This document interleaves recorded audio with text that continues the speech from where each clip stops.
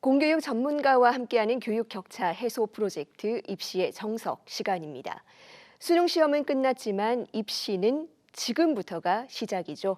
이 가채점 결과에 따라서 대학별로 응시 여부를 고민하는 수험생들이 많을 텐데 이 판단의 기준과 마무리 준비법까지 오늘 방송 참고해 보시죠. 먼저 영상부터 보고 오겠습니다.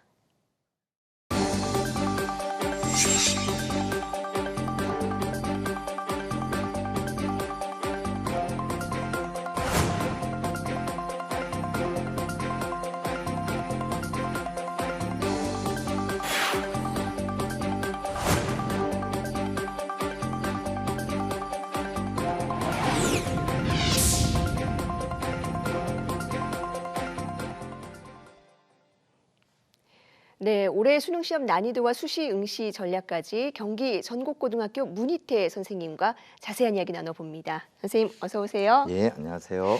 네, 이번 수능 시험이 지난해보다는 다소 평이했다는 평가가 나오기는 하는데 또 이른바 물수능이다 이렇게 평가하기는 또 어려운 수준의 표준 점수 최고점이 나오고 있습니다. 학생들 분위기는 어떻습니까? 네, 맞습니다. 올해 수능은 작년 수능에 비해 다소 평이하다는 평가가 일반적이었지만 실제 가채점 결과를 구체적으로 살펴보면 1등급 컷이 높게 형성되고 있는 것을 알 수 있습니다. 아무래도 의대 증원 등의 영향으로 상위권 N수생이 유입되지 않았나 이렇게 생각을 합니다. 반면에 이러다 보니까 상위권 경쟁은 매우 치열할 것으로 해석할 수 있습니다. 특히 저 같은 경우에는 일반고에 근무하다 보니 상위권 학생 외에 중하위권 학생들도 많은데 대체로 이들 학생들 또한 수능에 대한 체감 난이도는 어려웠다는 아닙니다. 다만 특정 과목에 있어서는 어려웠다라는 평가가 많았는데 수학 미적분이라든가 탐구 과목의 일부 과목은 매우 어려웠다라는 반응이 많았습니다. 네, 그렇군요. 이 성적표가 나올 때까지는 지금 2, 3주 정도 더 기다려 봐야 합니다. 하지만 이 수시 전형은 이미 진행이 되고 있는데 이 가채점 결과를 어떻게 활용하는 게 좋을까요? 네, 저희가 수능 가채점 결과에 주목하는 이유는 다음과 같습니다. 첫째, 수능 최저학력 기준의 충족 여부를 확인할 수가 있고 두 번째로 정시에 지원 가능 대학을 파악할 수 있습니다.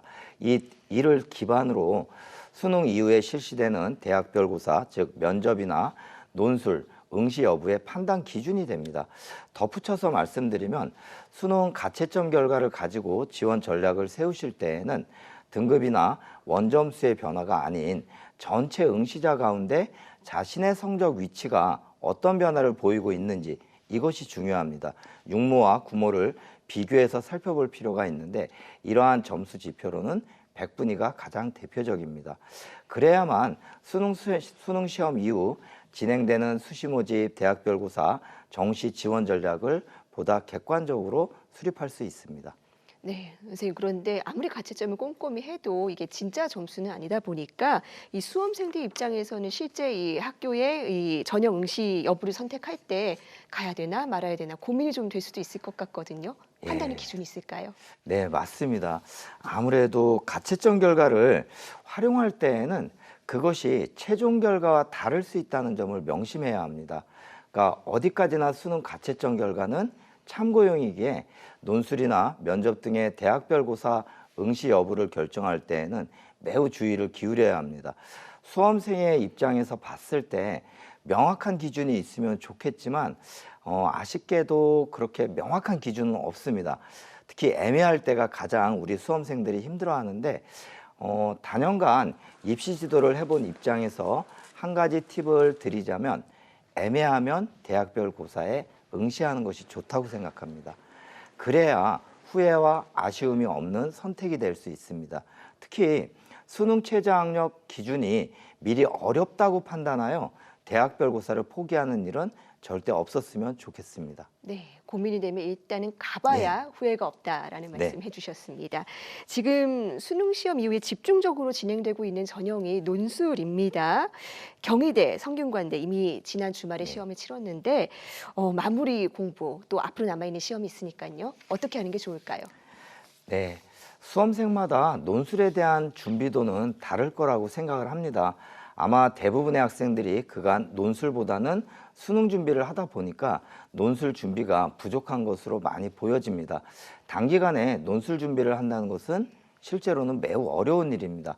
그럼에도 불구하고 우선 지원대학의 논술 출제 경향을 분석하는 것이 첫 번째로 할 일이고요. 다음으로 논술 전형일까지 얼마 남지는 않았지만 학습 계획을 세우셔야 합니다. 시간표를 만들어 매일 꾸준히 논술 준비를 하셔야 되고, 마지막으로 논술 실시일이 얼마 남아있지 않기에 실전 연습을 많이 해보실 것을 권고해 드립니다. 모의 논술을 통해 실전 감각을 익히고 시간 내에 논리적 글쓰기를 연습하는 것이 매우 중요합니다. 네. 면접도 학생들이 많이 어려워하더라고요. 당장 이번 주만 해도 서울대, 숙명여대 등의 면접이 이어집니다. 아무래도 이 수능 직후다 보니까 집중력이 조금은 흔들릴 수도 있을 것 같은데 어떻게 준비하는 것이 좋겠습니까? 네, 맞습니다. 면접 또한 많은 수험생들이 어려워합니다.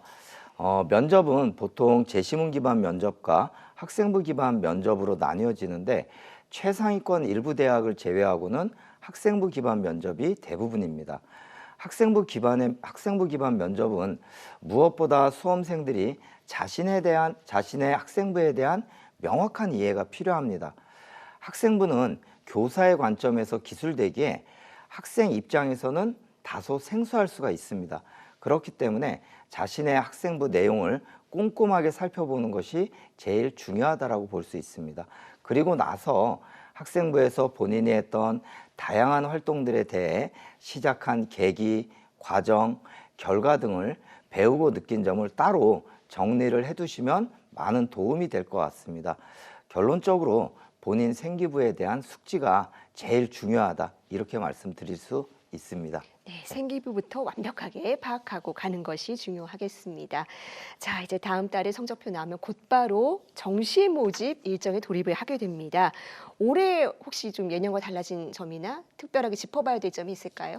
네, 올해 수시 많이 힘들었습니다. 네.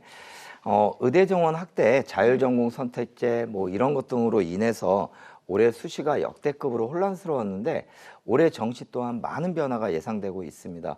우선 의대 정원 확대의 여파는 정시까지 이어질 가능성이 높습니다. 즉, 의대 수시 2월 인원이 얼마가 되느냐에 따라 정시 최상위권 지형 판도를 바꿀 것으로 예상이 됩니다. 두 번째로, 수시에 이어 정시에서도 전공자율 선택제로 학생들을 선발하는 대학들이 많습니다. 수시의 경우에는 전공자율 선택제에 대한 학생들의 선호도가 높아 경쟁률이 매우 높게 나타났는데, 정시에서도 이러한 경향성이 그대로 나타날지 살펴볼 필요가 있습니다. 마지막으로, 정시 다군은 가나군에 비해 모집대학 및 인원이 현저하게 적었는데, 올해의 경우에는 고려대, 서강대, 서울시립대, 이화여대 등 최상위권 대학들이 다군에서도 학생을 선발하고 있기 때문에 이 다군의 변화상을 좀 눈여겨보실 필요가 있습니다. 네.